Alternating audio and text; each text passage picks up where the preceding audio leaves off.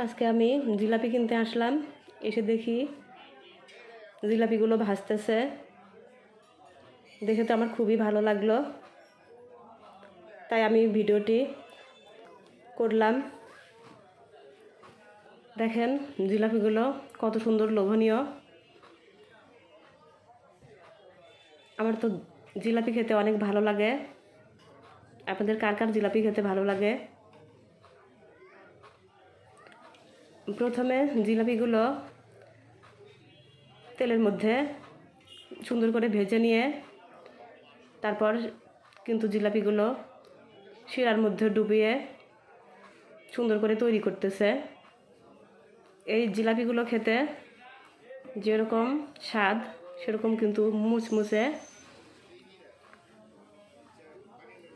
আপনারা সবাই এরকম জিলাপি যদি খেতে চান তাহলে দোকানে গিয়ে